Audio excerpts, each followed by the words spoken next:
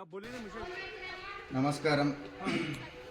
మరి నిన్న పెహల్గాంలో జరిగిన ఉగ్రదాడిని తీవ్రంగా ఖండిస్తున్నాను. अब बेटा आप यहाँ पे रहो हम साथ हैं।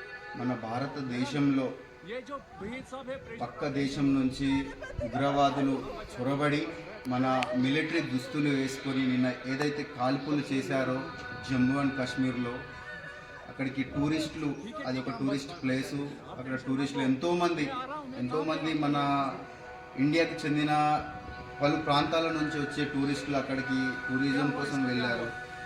ఆ తరుణంలో టెర్రరిస్టులు మరి మన మిలిటరీ దుస్తులు వేసుకొని, ఇండియన్ మిలిటరీ దుస్తులు వేసుకొని వచ్చి ఏదైతే కాల్పులు చేశారో అది చాలా చింతించాల్సిన విషయం, చాలా చర్చించుకోవాల్సిన విషయం. ఈరోజు మరి అక్కడ వాళ్ళ మతము మరి కనుక్కొని, నీది ఏ మతము, నువ్వు హిందువా ముస్లిమా అని కనుక్కొని మరి అక్కడ కాల్పులు చేసి చంపారు. మరి మన భారతదేశంలో మన హిందువులకే రక్షణ లేని పరిస్థితి.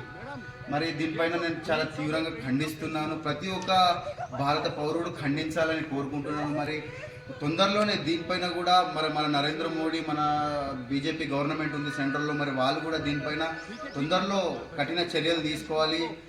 ఇప్పుడు ఎలాగైతే మన భారతీయ టూరిస్టులని అక్కడ ఎలాగైతే కాల్చి చంపారో, వాళ్ళ ఇంట్లోకి సొరబడి అప్పుడు సర్జికల్ స్ట్రైక్ ఎలా చేస్తారో, ఇప్పుడు కూడా ఎవరిని, ఏ ఒక్కరిని కూడా ఆ ఉగ్రవాదిని వదిలే ప్రసక్తి లేదు, వదలకూడదని మేము డిమాండ్ చేస్తున్నాము. మరి ఎవరైతే ప్రాణం కోల్పోయారో వాళ్ళకు పూర్తిగా అండగా ఉండాలి మన మోదీ ప్రభుత్వము.